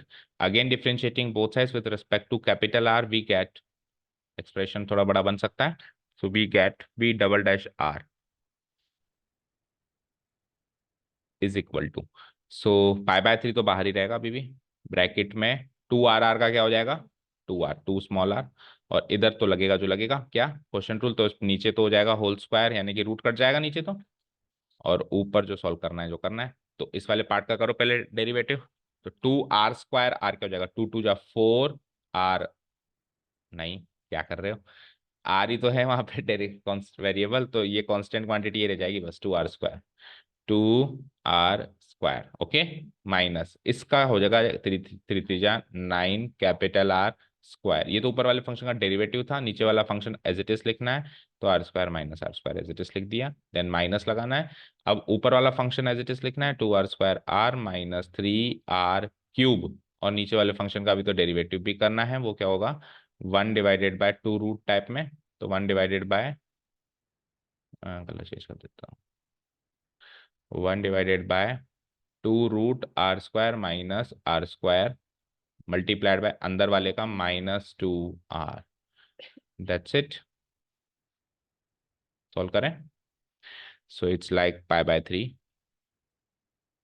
2r प्लस, करो उसको सॉर्ट आउट कैसे करेंगे, तो यहाँ पे इसको एलसीएम ले लूं मैं, देखो दो टर्म्स है, एक टर्म ये है, दूसरी टर्म ये पूरी है, ठीक है, इसमें से 2 से 2 तो चलो कट गया, है ना, 2 से 2 तो कट गया, तो मैं क्या करूंगा एलसीएम ले लूंगा, ये वाली टर्म एलसीएम आ जाएगी और एलसीएम नीचे पावर 3/2 हो जाएगी, तो ये हो जाएगा r² माइनस r² की पावर 3/2, तो ओवरऑल, और ये रूट वाला इस रूट से मल्टीप्लाई होगा तो बच जाएगा, विथआउट रूट हो जाएगा, फिर इस क्वांटिटी को इस क्वांटिटी से पूरा मल्टीप्लाई करना है, 1 to 1 करना शुरू करते हैं, करो 2r² into r², 2r⁴, 2r² into minus r², 2r², फिर इसको से करो -9 स्मॉल r² कैपिटल r², फिर minus minus plus 9r⁴, okay. अब इसकी बारी, तो ये देखो माइनस माइनस तो प्लस हो गया, इधर माइनस है इधर माइनस है, प्लस हो गया, तो केवल r को अंदर एंटर करवा दो, तो प्लस में जाएगा, +2r² कैपिटल r², और फिर नेगेटिव हो जाएगा -3r⁴, दैट्स इट। और ऊपर में कुछ एक्सप्रेशन सॉल्वेबल है अभी, उसको सॉल्व कर दो, π/3 2r प्लस, देखो पावर 4 वाले एक्सप्रेशन 2r⁴ माइनस 3r⁴, तो नेगेटिव हो गया है, तो नहीं नहीं सॉरी, ये तो स्मॉल स्मॉल लेटर का तो है ही नहीं, कैपिटल लेटर का तो है, 9 माइनस 3 6r⁴, तो देखो ये हो चुका है, ये हो चुका है, ये हो चुका है, और r² के 3 टर्म्स है बेटा, पहले तो माइनस वाला तो प्लस से एज इट इज हटाओ, -2r², ये प्लस वाला 2r², ये तो एज इट इज कट जाएगा, बचेगा क्या -9r² capital r² whole divided by r² minus r² की पावर 3/2, ठीक है।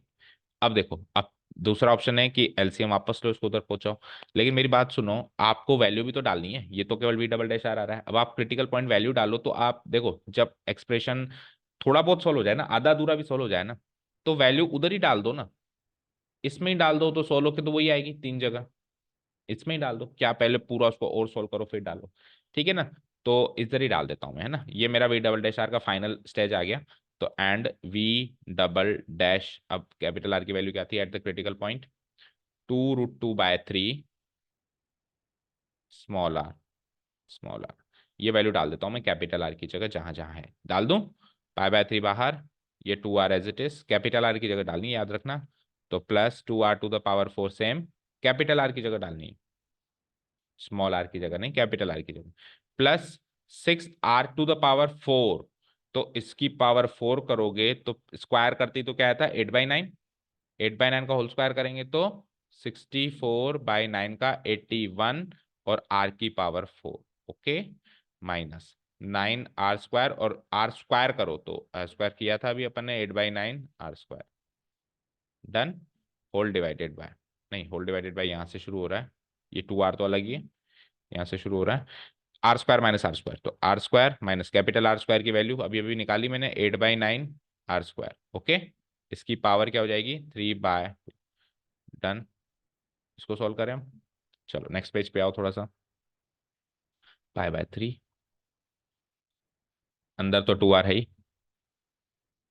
प्लस वो न्यूमरेटर पार्ट सॉल्व करते, तो देखो कुछ कटा क्या, कुछ भी नहीं कटा, सारे r⁴ में है, लेकिन कट कहीं नहीं रहा, ये 9 जरूर कट रहा है, ये 9 जरूर कट गया, और कुछ नहीं कट रहा, इनको तो मल्टीप्लाई ही करना पड़ेगा, सो करो 2r⁴ प्लस, करो मल्टीप्लाई, सो 64 इंटू 6 करो, 6 4 जा 24, रिमाइंडर 2 6 6 जा 36 एंड 2 38, सो ये 84 डिवाइडेड बाय 81 टाइम्स r⁴, आगे बढ़ो, ये हो जाता है -8r⁴, 8r⁴, और होल डिवाइडेड बाय, नीचे आओ तो आर स्क्वायर में से 8/9 आर स्क्वायर गया तो 1/9 आर स्क्वायर बचा। 1/9, इधर सॉल्व कर रहा हूँ देखो, 1/9 आर स्क्वायर बचा, इसको मैं लिख सकता हूँ r/3 का होल स्क्वायर, और उसकी पावर करनी है आपको 3/2, तो 2 से 2 कटा तो r³/27, r³/27 सीधे लिख दूं मैं, r³/27। करें सॉल्व आगे। ओके, π/3 2r प्लस, इधर आओ तो 2r⁴ में से 8r⁴ गया तो -6, -6r⁴ तो सॉल्व हो गया, और प्लस ये तो है जो है, अब एलसीएम लेना ही पड़ेगा, नो अदर ऑप्शन, t1r⁴ तो 81 इंटू 6 करना पड़ेगा नेक्स्ट स्टेप में। किससे, मतलब समझानी में, कट जाएगा। पूरे, LCM पूरा मतलब 2 को भी उसमें शामिल कर दें। ओके, कट जाएगा। 2 को भी शामिल कर दो, ठीक है। तो फिर हम क्या कर रहे हैं, एलसीएम पूरे का तो बेटा ये आएगा, पहले तो इस पार्ट को सॉल्व करो आप, उसमें तो एलसीएम 81 आएगा, फिर इसको इससे डिवाइड करो, फिर इसका एलसीएम जो आएगा वो इससे मल्टीप्लाई होगा। अभी 2r का तो हम कुछ कर नहीं सकते है ना, ठीक है, तो 2r को तो इधर रखो आप, देखो प्लस, अब 81 ऊपर में एलसीएम आ गया, आराम से करो, जल्दीबाजी नहीं, तो 81 इंटू 2 करो, नहीं इन दोनों को तो सॉल्व कर दिया था मैंने, 2 -8 -6 हो गया था, तो -6 को 81 से मल्टीप्लाई करो, तो -6 6 6 8 जा 48, तो माइनस का 486 टाइम्स r⁴ प्लस ये क्या हो जाएगा 384 times r⁴ whole divided bye में मेरे पास है r³/27। ओके, चले नेक्स्ट स्टेप पे। So it's like π/3 into 2r plus, इसको करो माइनस, अगर ये माइनस नहीं होता तो मैं इधर ही डिक्लेयर कर देता ग्रेटर देन 0, है ना, बट हमको तो लेस देन 0 चाहिए, हमको ग्रेटर देन 0 नहीं चाहिए क्योंकि मैक्सिमम वैल्यू है ना, तो हमको माइनस साइन तो चाहिए था उल्टा। ठीक है, चलो माइनस करो, 486 में तो 384, 100 कहाँ से आया, 102, माइनस का 102 r⁴ डिवाइडेड बाय 81, ये रेसिप्रोकल होके ऊपर चला गया, 27/r³। ओके, अब देखो ये r ही रह गया, r से सॉल्व हो जाएगा ना, तो ये 27 3 जा होता है r³ से r टाइम्स गया गया, 3 3 जा 9 होता है, 3 4 जा 12, -34 r बचा, दैट्स इट, हो गया काम। π/3 2r -34r, so it's like π/3 multiplied by minus का 32r, सो इसको कंपाइल करके लिखूं तो -32 π/3 टाइम्स r, r हमेशा पॉजिटिव होगा तो ये नेगेटिव क्वांटिटी मल्टीप्लाई होगी, ये हमेशा नेगेटिव आएगी, as r is always positive, r is always positive, इसलिए ये क्वांटिटी नेगेटिव होगी। सो फाइनली मेरा पॉइंट ऑफ मैक्सिमम है, सो हेयर हेयर क्या लिखूंगा, v डबल डैश, क्या था r, 2√2/3 small r is greater than, नहीं less than 0, so we conclude that capital R equal to 2√2/3 small r is the point of maximum। मेरे को भी maximum ही चाहिए था, आया भी maximum, the point of maximum.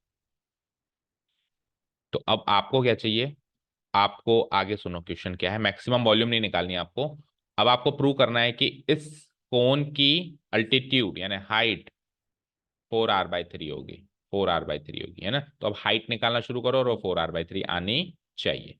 ठीक है, तो कैसे निकालूं मैं हाइट, हाइट आपने एक जगह निकाल के आए हो, उसी में इस क्रिटिकल पॉइंट को पुटअप कर दो, चेक करो हाइट का निकाली आपने, कैपिटल एच निकाली एक जगह, ये रही, तो इसके अंदर इस कैपिटल आर की क्रिटिकल वैल्यू पुटअप करो तो वो 4r आ जाएगी, बस इतना काम करना है, ठीक है।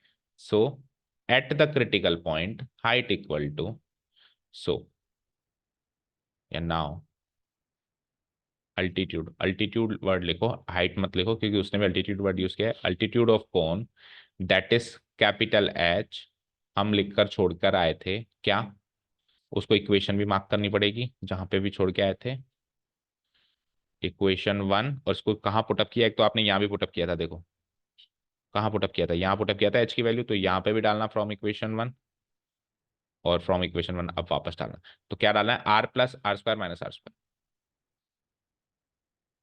r², r+√r² - r² from equation, ठीक है। तो अब यहाँ पे क्रिटिकल पॉइंट वाली वैल्यू डाल दूं मैं, मैक्सिमम वॉल्यूम मुझे कब मिलता है, जब क्रिटिकल पॉइंट आर की वैल्यू जो भी होती है वो यहाँ डाल दूं, तो r+ root of R square, ये सॉल्व भी करके आए थे हम। बोलो क्या आया था आर स्क्वायर, 8/9 आर स्क्वायर। अभी पिछले वाले उसमें सेकंड डेरिवेटिव, देखो सेकंड डेरिवेटिव में बहुत सारी चीजें ऐसी सॉल्व हो जाती है जो आगे एज इट इज रखने में काम आ जाती है ना। तो ऐसा नहीं कि बिल्कुल वेस्ट है वो, उससे फायदा तो होता है। तो ये क्या आ जाएगा, 1/9 आर स्क्वायर, यानी कि 1/3 आर। रूट करूंगा तो R plus 1/3 R is 4/3 R, hence prove. तो हाइट हमारी आ गई। So altitude of cone is 4/3 times R, hence prove. ये प्रूव करना था। और अगर मैक्सिमम वॉल्यूम पूछता तो वॉल्यूम वाले फंक्शन में ये वाले क्रिटिकल पॉइंट की वैल्यू डाल देता। कौन सा वॉल्यूम वाला फंक्शन, वी ऑफ आर बनाया अपन ने फर्स्ट ही फर्स्ट में, कहाँ है ये रहा। इसमें मैं कैपिटल आर की ये वैल्यू पुटअप कर देता, जो अभी हमने 8/9 आर स्क्वायर निकाली है। इधर भी डालता 8/9 आर स्क्वायर, इधर भी डालता 8/9 आर स्क्वायर, इधर भी डालता, तीन जगह डालता, जो 16 था वो मेरा मैक्सिमम वॉल्यूम। डन। किसी क्वेश्चन में वो भी पूछ लेता है, ठीक है। कर दूं डिलीट। शुरू से एक, लास्ट से आओ, कहाँ कितने पेज हुए इसके काउंट करें। एक, दो, तीन, चार, पांच। ठीक है। चलो देखो इस वाले क्वेश्चन में कहीं ना कहीं देखो लार्जेस्ट वॉल्यूम ऑफ द कौन, तो वो वॉल्यूम भी पूछ रहा है आपसे, लग गया था ना, इसमें तो नहीं पूछ रहा। चलो 16th क्वेश्चन देखो। Let f be a function defined on close interval a comma b such that f dash x equal to greater than 0 दे रखा है for all x belongs to a comma b. Then prove that f is an increasing function on a b. देखो increasing या decreasing prove करने के लिए हमने mean value theorem का सहारा लिया था जब अपन ने नोट्स लिखे थे, तब भी आपको याद हो तो मीन वैल्यू थ्योरम क्या कहती है, थोड़ा याद करो। मीन वैल्यू थ्योरम ये कहती है कि अगर कोई एफ एक्स नाम का फंक्शन जो है ए कोमा बी में कंटिन्यूअस हो और स्मॉल ए कोमा बी में डिफरेंशिएबल हो, तो इस स्मॉल ए कोमा बी में कहीं ना कहीं एक सी नाम की क्वांटिटी ऐसी जरूर मिलेगी, एटलीस्ट एक बार जरूर मिलेगी, एटलीस्ट वन सी ऐसा जरूर मिलेगा जहां पे मैं एफ डैश सी निकालूंगा तो वो F of B minus F of A divided by B minus A के बराबर आएगा। ये मीन वैल्यू थ्योरम, याद आ गई। चलो अब क्वेश्चन क्या है कि एफ एक फंक्शन है जो कंटिन्यूअस डिफाइंड है इसमें, और F dash x greater then defined या कंटिन्यूअस एक ही बात है, क्योंकि अगर कंटिन्यूअस ही नहीं है तो डेफिनेशन भी नहीं है ना। तो कंटिन्यूअस है इस इंटरवल में, और F dash x greater than 0 है। अब कोई एक्स ऐसा मानो जो कि इस ए कोमा बी के अंदर हो, ठीक है, और फिर प्रूव करो कि f is an increasing function on a comma b. देखो सबसे पहले तो मैं लिखता हूँ क्या क्या चीजें गिवन है। ऐसे क्वेश्चन को थोड़ा प्रेजेंटेशन करना पड़ता है, बाकी तो क्वेश्चन में सॉल्व करने लायक तो कुछ है नहीं, है ना। Here it is given that, main main points लिख रहा हूँ सबसे पहले मैं, कुछ बातें जो मेन इंपॉर्टेंट है। सबसे पहले तो एफ एक फंक्शन है, एफ इज डिफाइंड एंड साथ में लिख देता हूँ continuous, defined and continuous on a comma b. Done. Okay. उसके बाद ऑल्सो, ये तो एक चीज गिवन है, एंड दूसरी चीज क्या गिवन है कि F dash x greater than 0 है, चाहे से हम कोई सा भी एक्स ले लें इस इंटरवल से ए कॉमा बी से। ये दो बातें गिवन है, ठीक है। अब इंक्रीजिंग डिक्रीजिंग फंक्शन को प्रूव करना है तो हमको बिल्कुल बेसिक मेथड पे जाना पड़ेगा, x1 x2, x1 छोटा लो x2 से, और फिर fx1 भी छोटा प्रूव कर दो fx2 पे। अगर सीधा रिलेशन होता है तो इंक्रीजिंग है, और अगर इनवर्स रिलेशन होता है, आपने छोटा लिया था और fx1 बड़ा आ गया, तो फिर डिक्रीजिंग फंक्शन है। यही था basic rule, without the use of derivatives वाला जो रूल था। तो हम क्या ले लेंगे, हम F dash x greater than 0 है तो हम क्या ले लेंगे, दो क्वांटिटीज ले लेंगे x1 और x2 जो कि इस इंटरवल से बिलोंग करती हो। So let x1 comma x2 belongs to a comma b such that, हमारी मर्जी है, हम चाहे तो x1 को छोटा मान के स्टार्ट कर सकते हैं, x2 तो हम x1 को छोटा मान लेते हैं, such that x1 is less than x2। तो अब हमारा टास्क है fx1 को fx2 के से छोटा प्रूव करना, तभी इंक्रीजिंग फंक्शन प्रूव होगा। ये हमने, ओके। अब देखो ये तो था a से लेकर b, इस a से लेकर b में आपने x1 और x2 मान लिए, इनके बीच में ये कहीं, तो जब ये फंक्शन f a से लेके b में, ए से लेके बी में ये डिफरेंशिएबल था, तो x1 से x2 में भी डिफरेंशिएबल होगा, होगा ना, क्योंकि इसी के अंदर से तो लिए मैंने, और x1 छोटा लिया x2 से बड़ा लिया। तो मैं ये बात लिखूंगा यहाँ पे, सिंस, अच्छा आपको कैसे पता सर ये डिफरेंशिएबल है? सुनो ध्यान से, वो भी सुनो। कंटिन्यूस होना डिफरेंशिएबल होने की गारंटी नहीं होती। उसने क्या कहा कि ये डेरिवेटिव जो है जीरो से बड़ा है, दैट मीन्स डेरिवेटिव निकला है कहीं ना कहीं, निकला है तभी तो रिजल्ट है कि जीरो से बड़ा है भाई। 3 है, 4 है, 5 है, 6 है, कुछ भी जीरो से बड़ा है, दैट मीन्स निकला है ना, डिफरेंशिएबल, डिफरेंशिएट किया है और वो निकला है, तो निकला है दैट मीन्स डिफरेंशिएबल है। मैंने कहा कि इसका f dash x equal to 10 है, यानी कि अब मैं पूछूंगा कि फंक्शन डिफरेंशिएबल है, अरे आपने निकाल के तो दिया 10, ये डेरिवेटिव ही तो है। डेरिवेटिव किसका निकलता है? जो डिफरेंशिएबल होता है। तो आप डेरिवेटिव निकाल के दे रहे हो गिवन पॉइंट्स में, दैट मीन्स ये क्लियर हो गया कि F F dash x defined है, एफ डैश एक्स डिफाइंड है, या यूं कहूं एफ एक्स डिफरेंशिएबल है। समझ गए? तो मैं ये सारी बातें लिखूंगा यहाँ पे। नाउ नाउ सिंस, सिंस देखो इधर, since f dash x greater than zero given है, सो इससे प्रूव हुआ कि f x is differentiable, f x is differentiable in the given interval a comma b. But sir defined तो close interval में था, and points पे derivative नहीं निकलता, एंड पॉइंट्स पे इसलिए ओपन इंटरवल लेनी पड़ेगी। ए और बी पे कंटिन्यूस हो सकता है, लेकिन जैसे ही मैं कंटिन्यूटी से डिफरेंशिएबिलिटी पे आऊंगा तो एंड पॉइंट्स हटा देने होते हैं। ये सब अपने डिफरेंशिएबिलिटी कंटिन्यूटी में पढ़ा है। ठीक है, ये हो गया। अब ए और बी में से ही तो एक्स वन एक्स टू है ना, एक्स वन एक्स टू इन दोनों में से ही तो है। तो अगर ए और बी में वो डिफरेंशिएबल है तो एक्स वन एक्स टू में भी वो डिफरेंशिएबल होगा। So so F X will be differentiable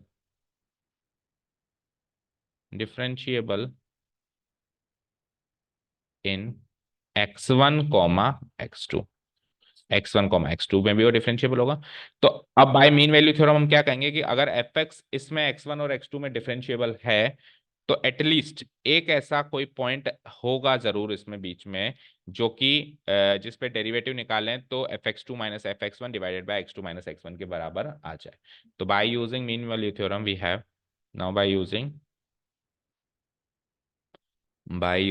mean value theorem, ठीक है ना, यहाँ पे ये इसका रीजन डाल देना, because x one x two जो है हमने, एक्स वन एक्स टू जो है ए कोमा बी से ही लिए हैं, इसलिए ए कोमा बी में अगर वो डिफरेंशिएबल है तो x one comma x two interval में भी वो डिफरेंशिएबल होंगे। मैं mean value theorem, we we have we have एक एटलीस्ट ऐसा कोई सी जरूर मिलेगा, एफ डैश सी, ठीक है, जो कि जिस पे डेरिवेटिव निकालूं तो वो निकलेगा f x two minus f x one divided by x two minus x. यहां तो कोई डाउट नहीं है। अब सुनो, एफ डैश एक्स हमेशा जीरो से बड़ा है ए कोमा बी में, ओके। देखो, अरे एक मिनट, यह है ए, यह है बी, इसमें कोई भी एक्स ले लो, एफ डैश एक्स हमेशा जीरो से बड़ा है। अब इस ए और बी को मैंने थोड़ा सा छोटा करके एक्स वन और एक्स टू ले लिया था, इसी में से लिया था, ताकि एक्स वन तो छोटा है और एक्स टू बड़ा है। तो एफ एक्स तो कहीं पर भी ले लो, एफ डैश एक्स कहीं पर भी ले लो ग्रेटर देन जीरो था, तो एफ डैश एक्स यहां पर लूंगा तो यहां पर भी ग्रेटर देन जीरो होगा, कोई भी एक्स ले लूं मैं। और एक्स वन और एक्स टू से बीच में कहीं सी लिया है मैंने, तो एफ डैश सी भी ग्रेटर देन जीरो होगा नहीं होगा? होगा ना, होगा नहीं होगा? तो मैं ये सारी बातें लिखता हूँ, इम्प्लाइज नाउ, उसको इक्वेशन वन मार्क करके छोड़ के आ जाओ, ओके, इक्वेशन वन। अब मैं एक सारी बातें लिख रहा हूँ। Now F dash X is greater than zero for all X belonging to A to B, ये गिवन है,